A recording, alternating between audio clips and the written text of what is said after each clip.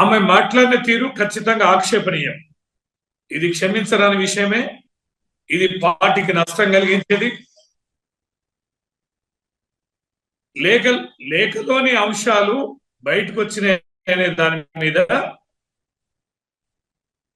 మా సారు వారి ఫాదర్ ఏం అభిప్రాయం చెప్తారు, ఏం నిర్ణయం తీసుకుంటారు అనేది వేచి చూడాలి. అంత ఓకే లేకపోతే ఎట్లా?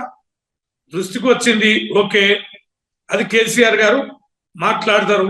ఇప్పుడు కాళేశ్వరం దాని మీద నోటీసులు వచ్చినాయి, దాని మీద న్యాయ నిపుణులతో మాట్లాడుతున్నారు.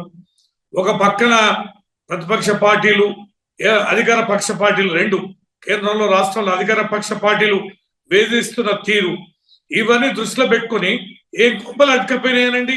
ఎందుకంటే అంత తీవ్ర ఆవేశం, ఎందుకు తొందరపడాలి?